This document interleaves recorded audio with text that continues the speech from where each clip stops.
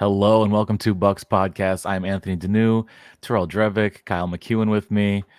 Terrell's in Wisconsin. Kyle went from Michigan to Hawaii since we last talked a week ago. Aloha. Aloha, look at you go. Yeah, very early morning for Kyle as the sun's not even coming up yet. But so Kyle, you've decided to take I don't know, a hiatus from Michigan for the next however long and chill in Hawaii while we do the Bucks podcast. Yeah, well, it's great to be out in Hawaii because it's good for doing basketball work and watching basketball because all the games are like in the middle of the day instead of at night. This Gives is you a how lot of big time. Hawaiian water bottles are. They don't come in any smaller size. That's the smallest they got. Terrell, how you doing this morning? Fantastic. Another sunny day here in Madison, Wisconsin. There you go. We'll take it. All right. Okay, so last we talked, the Bucks had lost 2 straight to Eastern Conference up-and-coming teams like the Pacers and Magic, but we've got 4 straight wins from the Bucks. You had the Bulls on Monday, Raptors on Wednesday, the back-to-back the last couple nights with the Hornets in the in-season tournament Friday night. Got another victory there. Bucks moved to 2-0 in the in-season tournament. And then you had last night, probably the biggest game of the week, maybe biggest game of the season, with a lot of fun. Marquee game to watch Saturday night, Bucks versus the Mavs. You had the 4 main superstars playing with Luka and Kyrie on the Mavs, as well as Dame and Giannis. No Chris Middleton. It was the second night of the back-to-back. They used him in the in-season tournament and got that win Friday night. So we didn't see Chris Saturday night, but man, we saw great games from the 4 superstars last night. It was like that's one of those ones you're glad you bought a ticket to and got to see basically everyone play other than Chris. But the performances we saw from Kyrie, from Luka, from Dame, from Giannis, that was some great basketball to watch. One of the most fun games I think of the season so far, not just as we talk so much Bucks basketball, but I think for any team. It feels like it's coming together with the last time we talked, we were coming off of 2 losses from the Pacers and the Magic. So now that we've got those 4 wins in a row and we're really starting to see both Giannis and Dame shine on the same night instead of kind of trading the spotlight, then you're starting to feel like the potential that we all knew was there when this trade happened is starting to blossom and flower, and it's exciting. It's making you feel like, okay, they really are competitors. And for this to kind of unfurl so shortly after the Jay Crowder injury too, it's nice to see kind of not a slowing down, but a speeding up of what we hope the Bucks are going to be as the season goes. Terrell, it seemed like what Kyle is saying is true, that like Dame and Giannis, their best game, I feel like was last night. It's getting a little bit more seamless, not forced. That it's your turn, my turn. It's more like we do this together. More rolling from Giannis, and even Dame and Brook in the 2-man game has been pretty lethal at times. And I think that'll continue. Well, and I think it's easy to see the lubricant just from Giannis's assists. The fact that he's actually getting assists now, and it's like, okay, there's a flow. It's not as congested as it was. Sorry, Terrell. Yeah, last night, that was probably, I would say, the best game we've seen since the 76ers, the opening night. So when you look at the Bucks here, you have these analysts on ESPN and TNT, and they're talking about, the ball or the Bucks, they need to use Damian Lillard. 60 to 70% of the offense needs to go through Damian Lillard.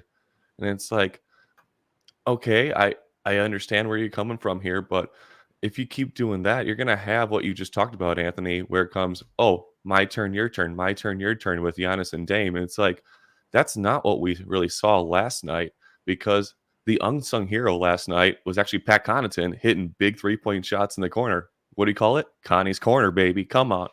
So, yeah, this Bucks team, there is a wrinkle compared to if you look at a team like the Celtics, where they rely on their big players, or the 76ers, where they rely on Maxey and Embiid. The Bucks, hey, they also have players too, like Malik Beasley. This past week, he went off for, let's recap here really quick.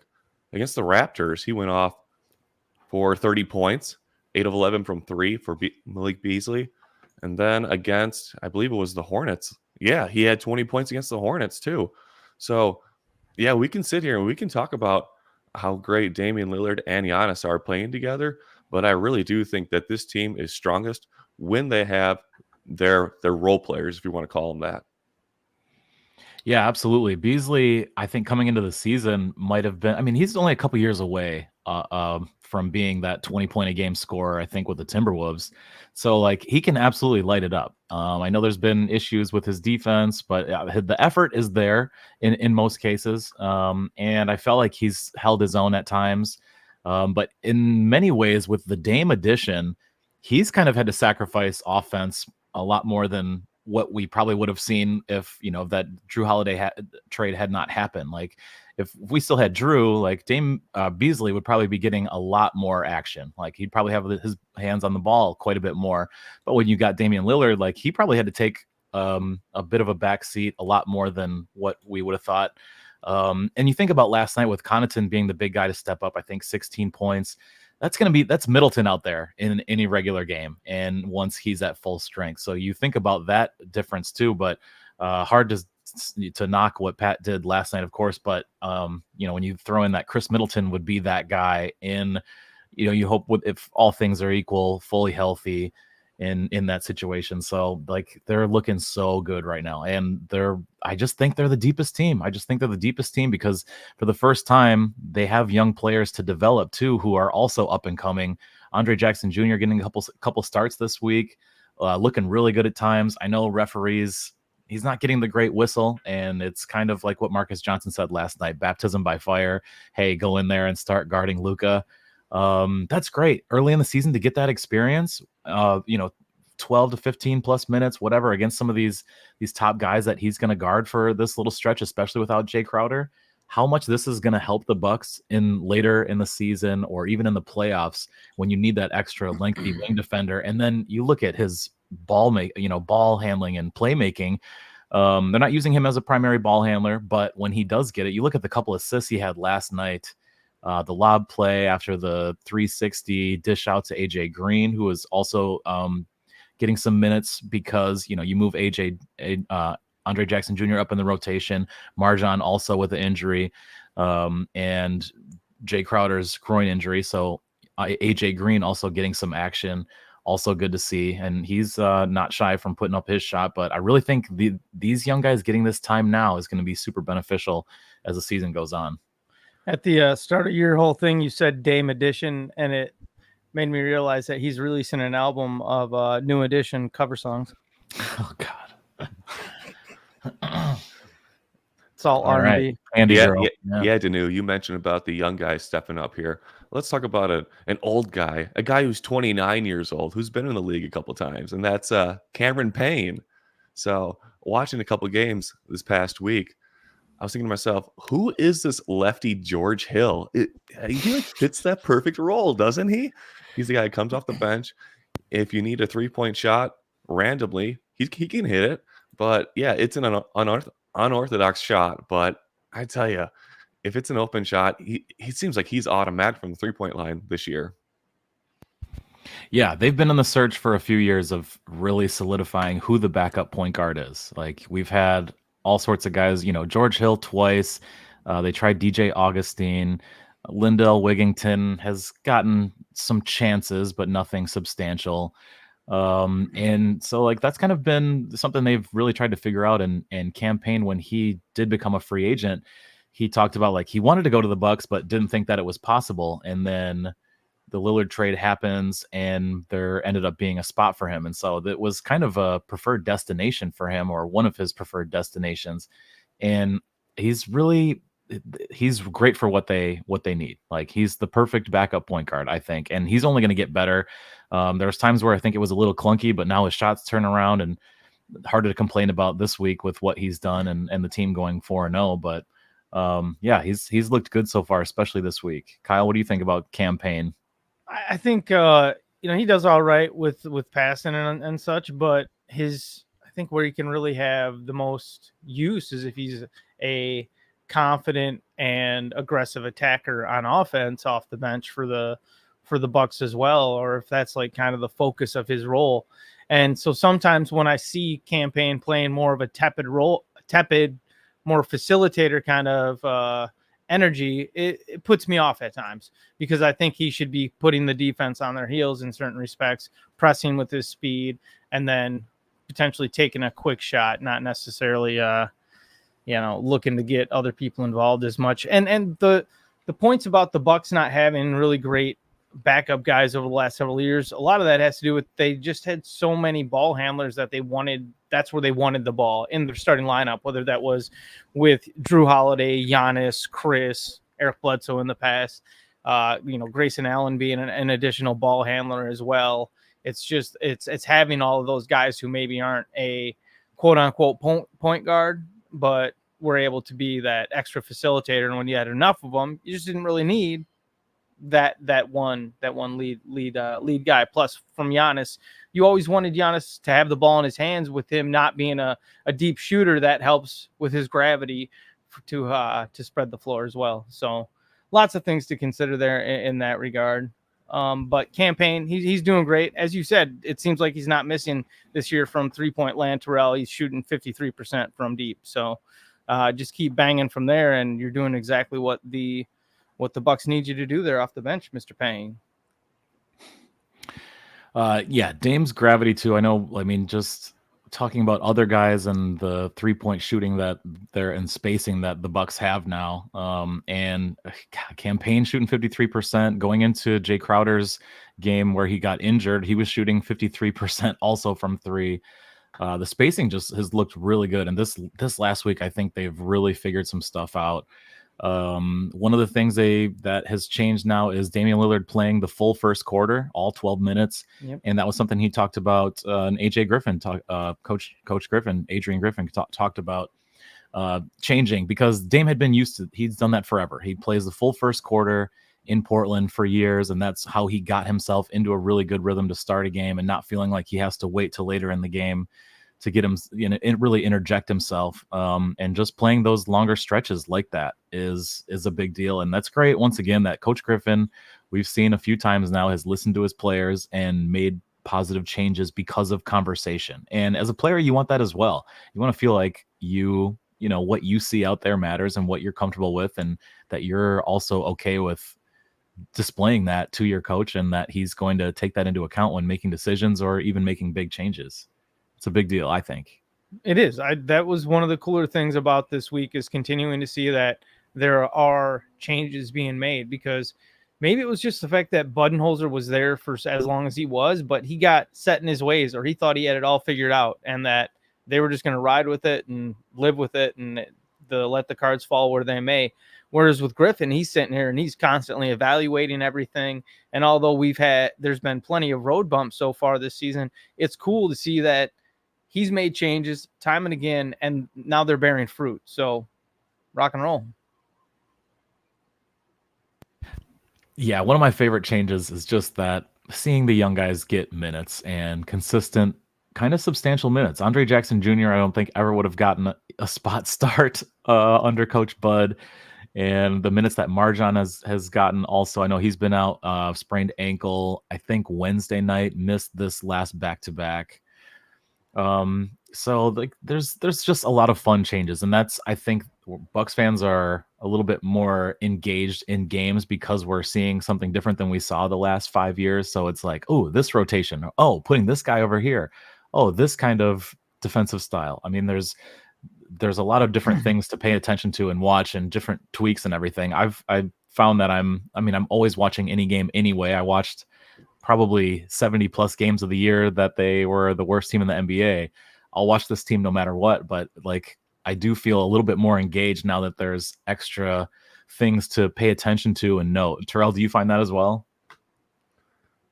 Yeah, this team, I don't know if it's a blessing or a curse with the injuries early on, but it seems like you always have in the back of your mind, who's going to be that fifth starter if someone gets hurt? Who are you going to plug into the lineup?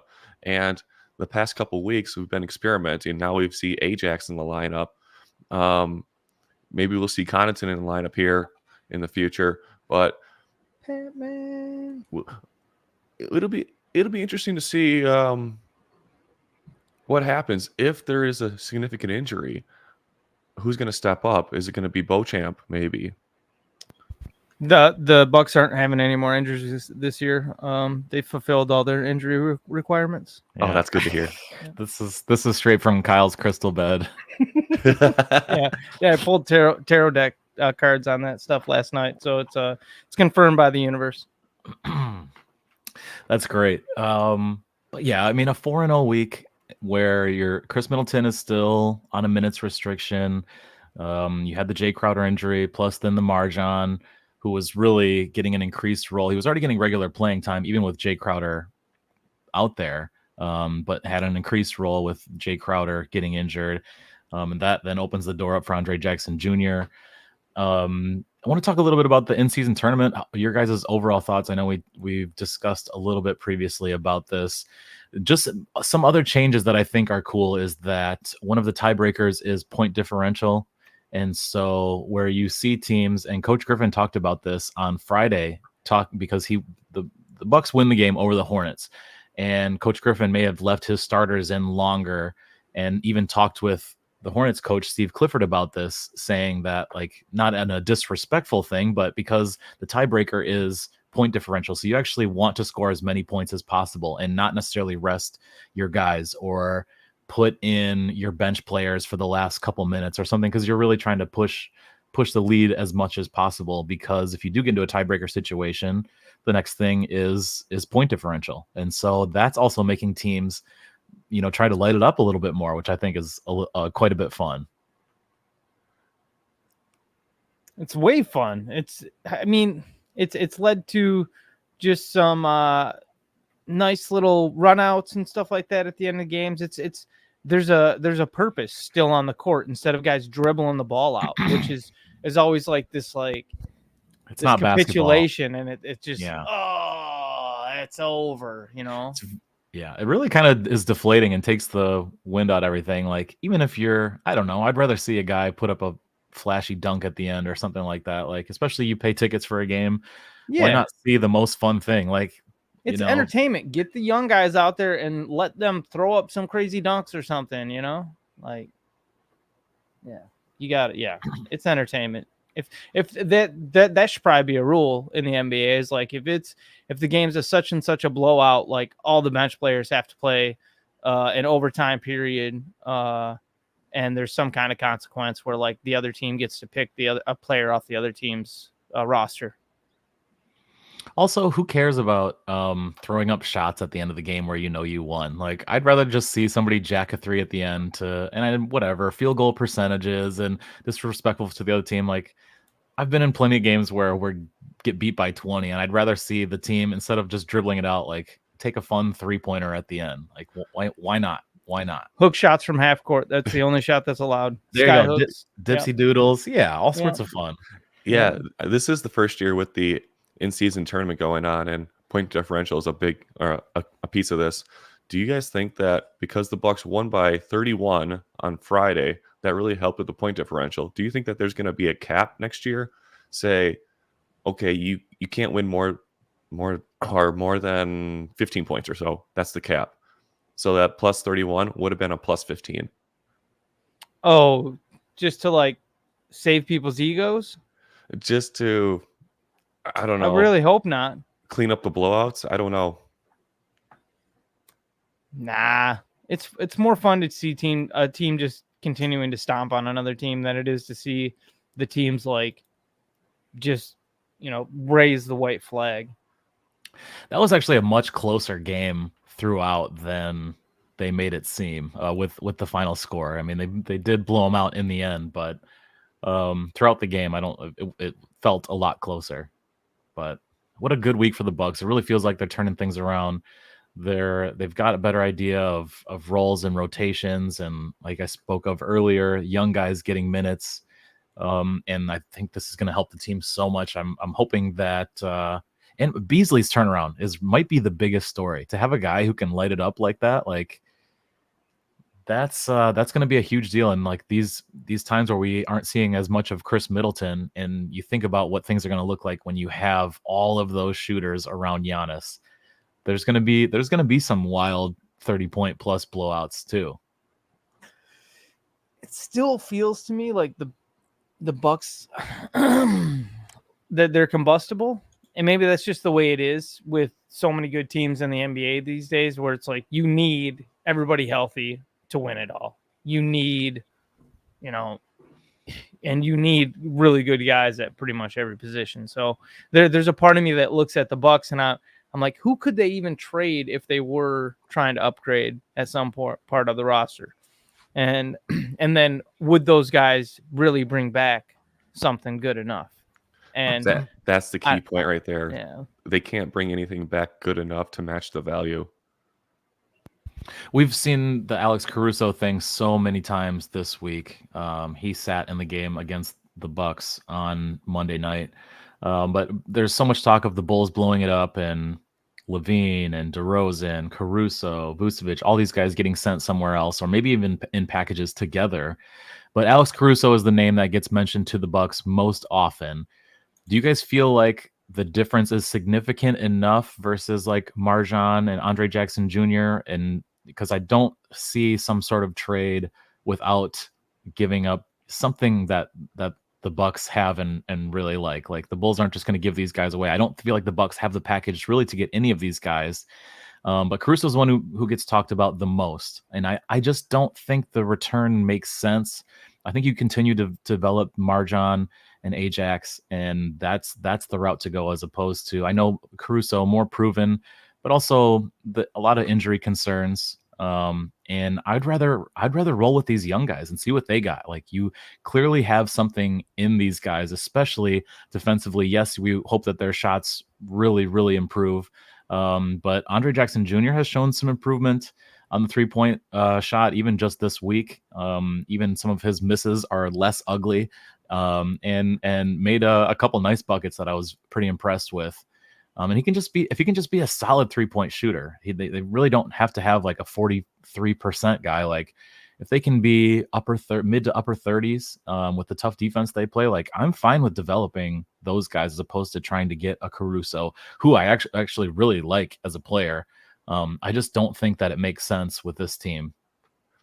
I don't think I'm qualified to answer about the Caruso potential trade with the Bucks, because I've only watched one Bulls game this season, and Caruso didn't even play in it.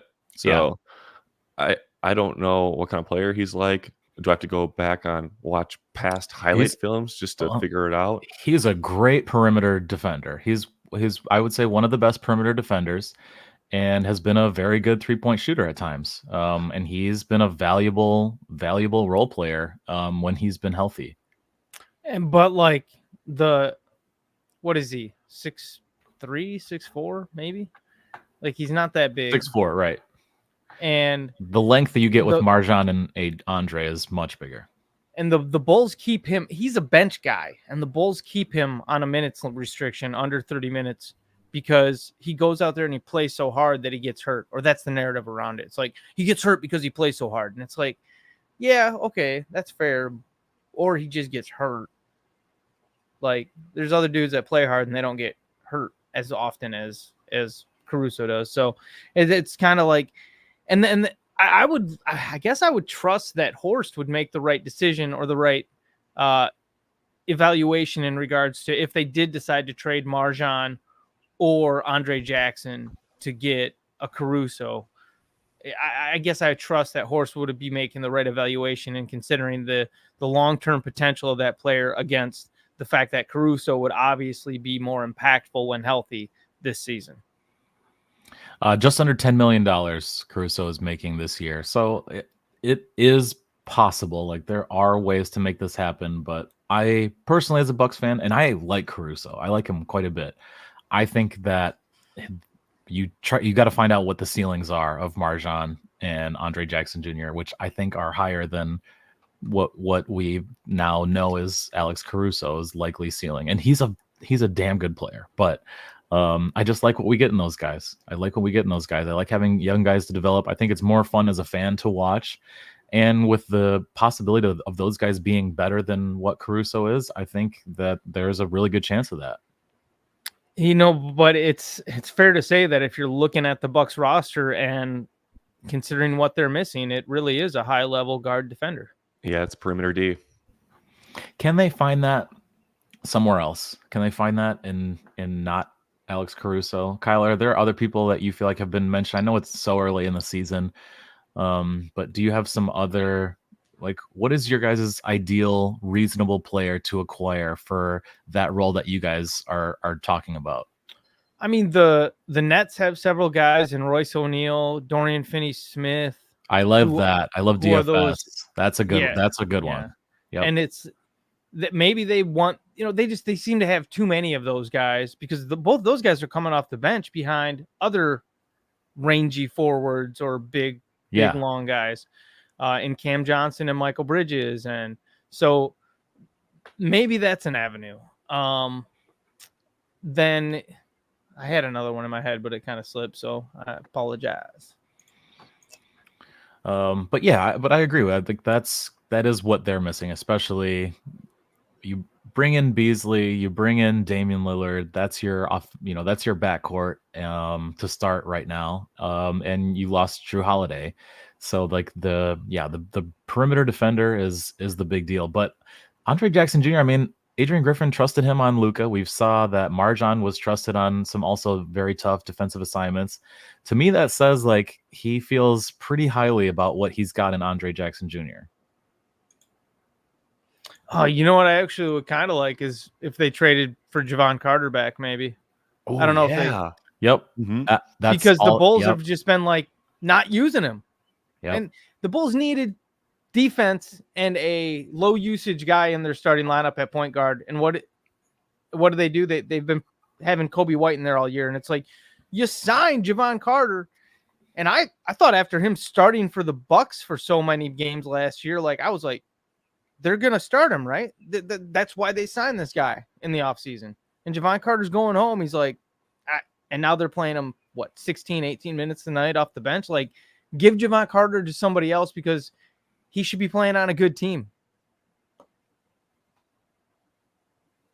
Terrell, you like Javon Carter as a Buck? Yeah, he's a great fit for the Bucks. You're looking for a guy that's a perimeter defense, a guy that is not afraid to take a 3-point shot, especially in transition. And like that's what the Bucks are looking for on offense.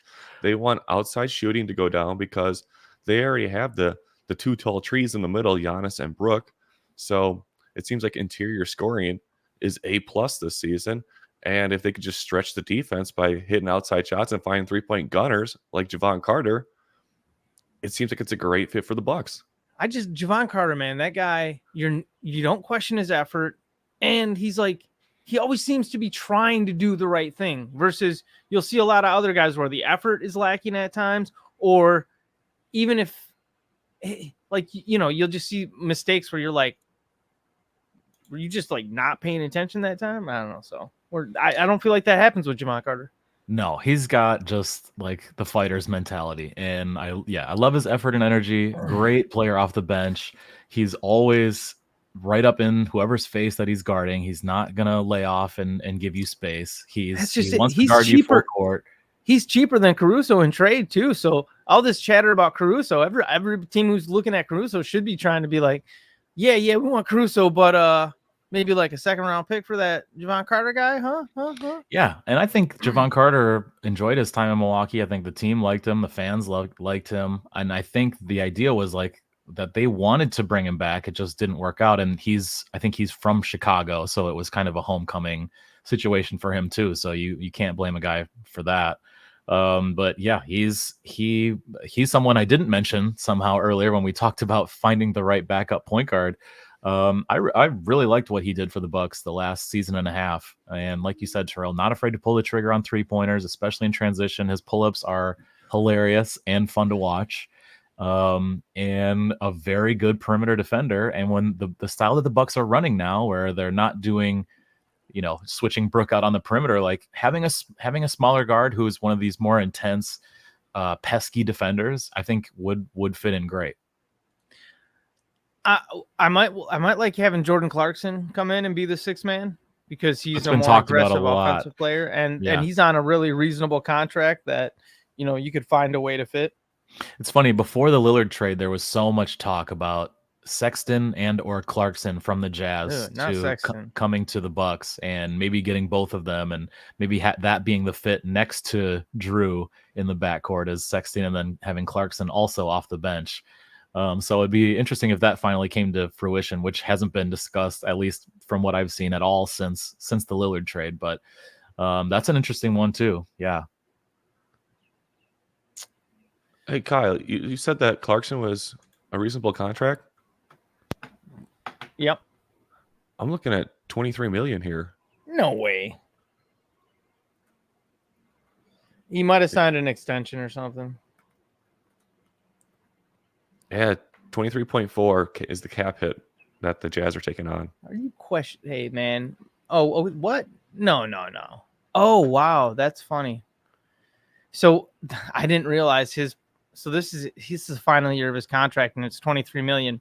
The last 3 years, he was getting paid 11.5, 12.4, Yep. and 13.3. That's what I remembered. I was like, oh, he's on a great contract. My bad. It must have been loaded at the back end. Yep. Holy shit. Whoopsie.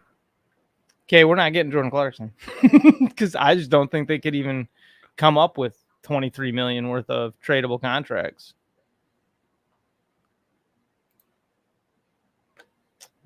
Anyways.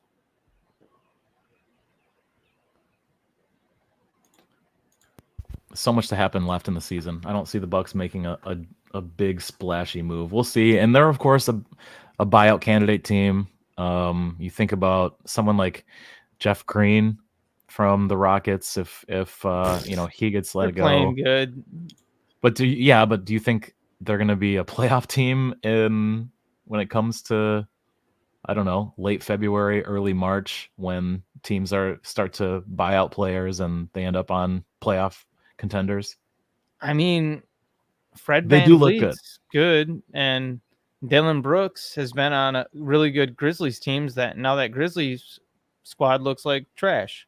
So, and granted, there's other things going on with the Grizzlies right now, but like, I think there's enough changes with this Rockets team under Ime Udoka that, yeah, I think it's legit. It's the Alperen Şengün stuff. It was ridiculous the last couple of years. The fact that the Rockets weren't just like he has his issues, or he has had his issues, but the fact that they didn't see him for what he was and just appreciate all of that offensive potential, including some of the defensive stuff that anyways, no, I think the Rockets, they have a lot of depth, man, because like the guys off their bench, Tari Eason and Amen Thompson's injured. I know they're young, but they added the right kind of swag to the team this offseason. All right. So you're buying the Rockets. Why not? Okay. Are you buying the Timberwolves? Plus, Udoka's that he's a great coach. He's a great coach. I can't. It's been amazing to see the way he's communicated with the media this whole preseason and start of the regular season, where he would come out, and when there would be these big questions about how poorly somebody had played on a given night, he'd have all these reasons for why, and then then the team would play the next game and all those things would be fixed because they made alterations. He was figuring out who his players were and for him to come in and so pointedly feed the ball through Fred VanVleet and through Şengün in their offensive sets, it's just it's a relief, especially after some of the other things with the Rockets were like they were pursuing Brook Lopez in the summer in free agency and almost kind of eschewing or looking away from the potential that Alperen Şengün is. And so that was kind of a shocker. You didn't know exactly how much they valued Alperen Şengün, the fact that they're going out and trying to get a 35-year-old Brook Lopez in free agency when they have this great starting young center that they just need to commit to. So because you also think that after Udoka was hired, that he was probably part of the impetus in going out to get a defensive stalwart guy like Brook Lopez. But it just would have been so short-sighted as an organization for them to go do that, and to have Alperen Şengün coming off the bench if that was really what they were going to do. So, anyways, this is Bucks podcast. People don't care, but yeah, I think the Rockets are legit. That's all right. It is also an NBA show, and people are looking for the hot Houston Rockets takes. Yeah, you mentioned another team that's hot right now, and that's the Minnesota Timberwolves. I don't know if we should be talking about the Timberwolves on this the podcast, top of the West. I mean, but that's worth saying something. The top of the freaking West. They have they are 9-3, tied with the Nuggets. Timberwolves here sitting at 9-3, top of the West.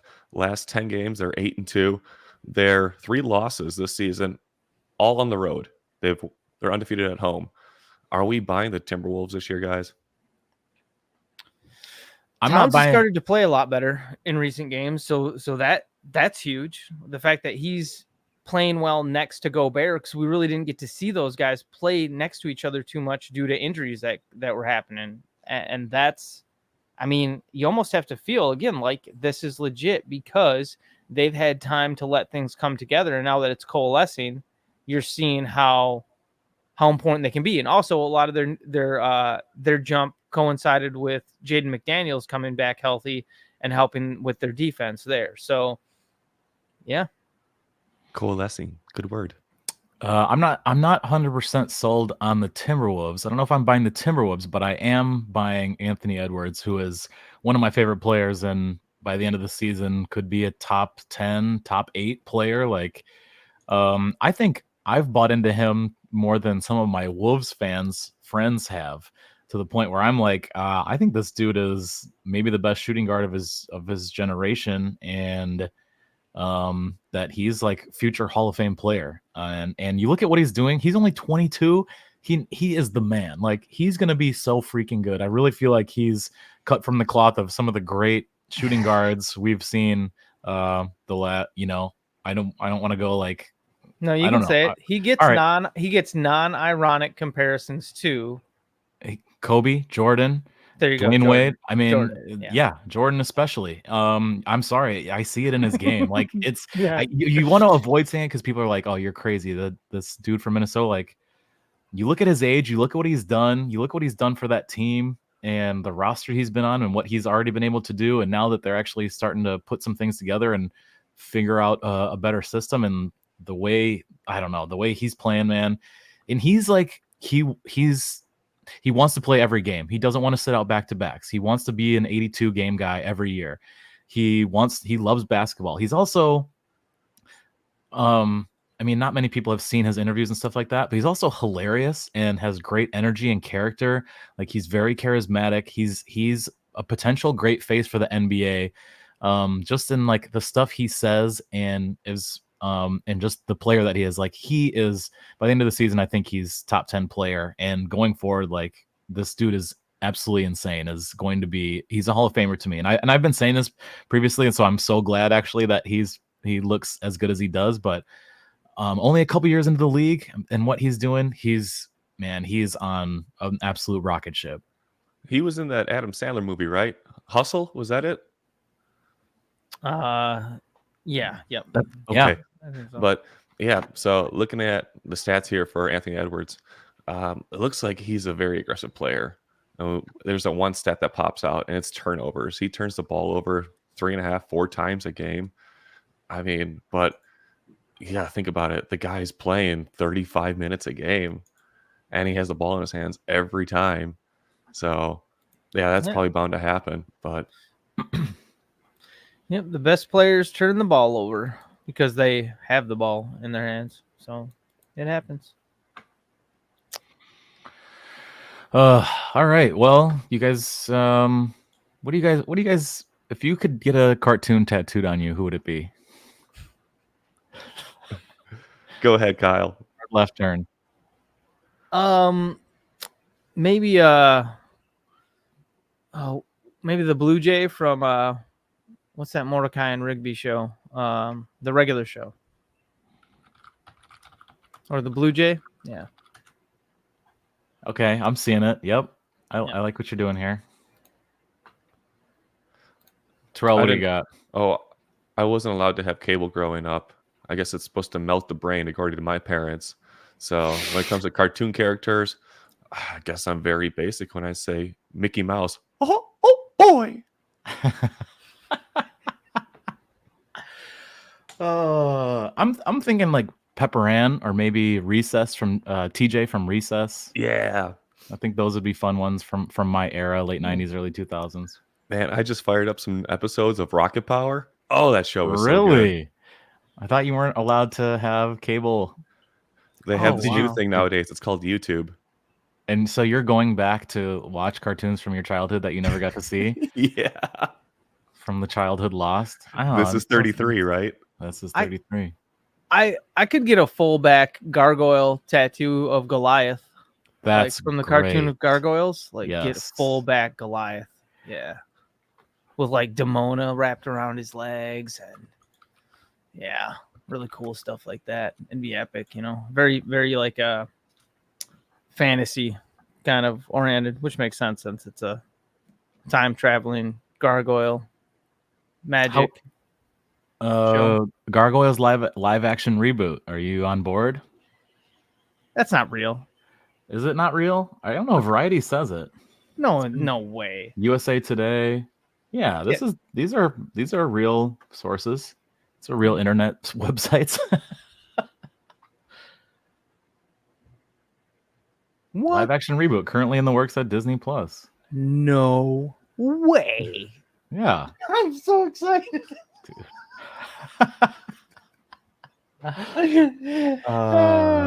Oh my god. Live reaction of Kyle being geeked out by something. This is That's right. is like new news too, isn't it? October 16th. This has been out for nearly over a month, and I had no idea. Outrageous. Good luck trying to afford that Disney Plus. It's got to be, what is it? $60 a month now or something crazy? No, it's not. I don't know. You got to try to make money off of children or something. This is America.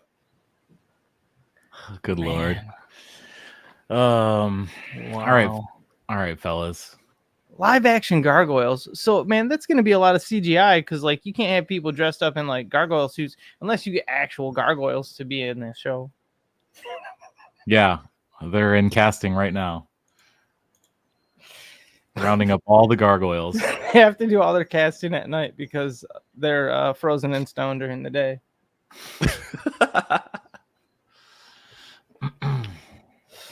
Man, too freaking cool. I'm so happy we could put that on you for today. Have you guys, either of you, ever actually watched Gargoyles, the cartoon show? As a kid, I did. Okay. I didn't love it because I always wanted. I think the shows that were on before it, I liked more. It was probably Batman or Spider-Man, but I still enjoyed it at times. But Okay. I know your brother's a huge fan too, Kyle. Is that right, Shannon? Hey, man, it was on early when we were waking up for school, so you kind of fell in love with all the they have like all this Arthurian legend going back stuff, and it's time travel and it's mysticism and going to the lost land of Avalon and Merlin and wizards and all this kind of stuff. It's pretty neat. It's here, and the other thing is like they had really good voice actors for the show, like the guy that like some of the main actors were Keith David. yeah, David Keith, and who's the guy that played Xanatos, the main guy from Star Trek: The Next Generation, or the number one from Star Trek: The Next Generation, Jonathan Frakes. Ed Asner. Yeah, Yeah, great ones. yeah, Thomas Ed Asner. Wilson, Biff from Back to the Future. Yeah, Jonathan Frakes, Jeff Bennett, Ed Asner, Keith So- David. A lot of good Yeah, stuff. and like everybody would recognize Keith David's voice if you heard it. Yes. so- Yep. The Thing. I mean, all sorts of stuff. Oh, Keith David was in the thing. Yeah. Tim Curry. Wow, Tim Curry was the voice. Oh, so Laura Keith San David was in a Giacomo? couple of John Carpenter films because if he was LeVar in the Burton? thing, then he was in They Live, and that the greatest fight scene ever. That's right. Yeah. Terrell, Roddy Piper and Roddy Piper. Yeah. All right. Well, we've veered pretty far off from our Bucks. Lucky Bucks. All Kyle. right. So I just want to get everybody ready for when we return for our next podcast, because we're switching over to all Gargoyles content.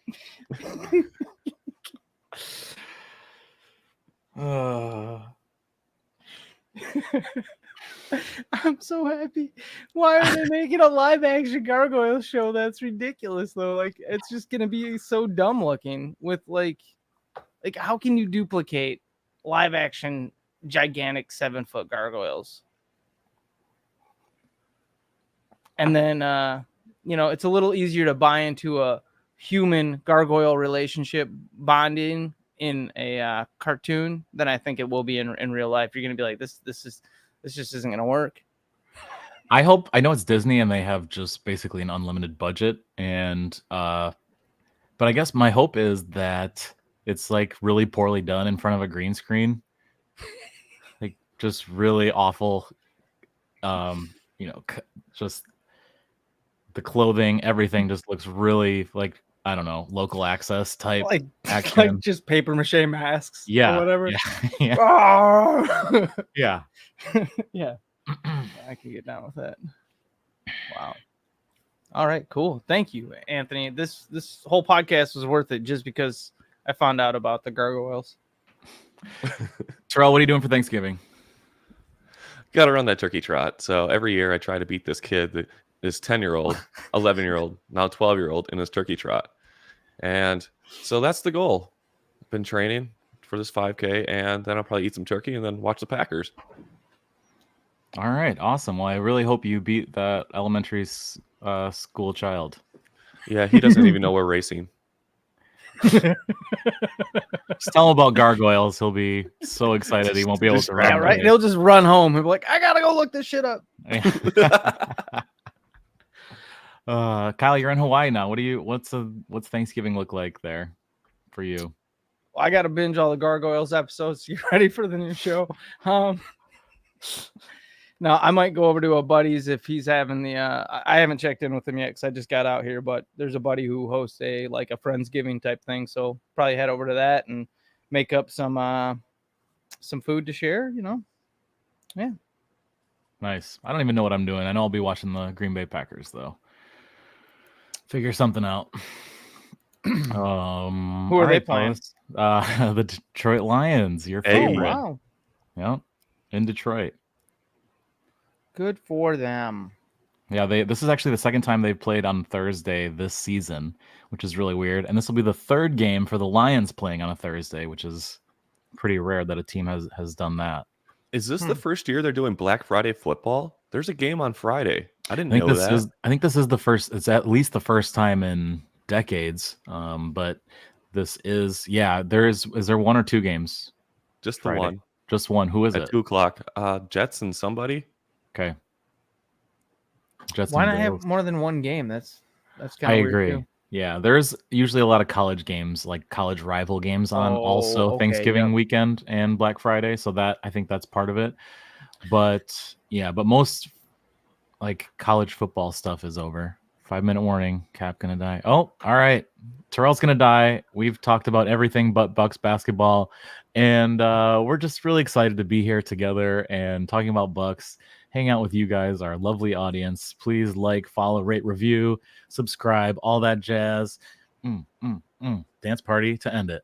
Here we go. See you guys next week. Every floor is a dance floor.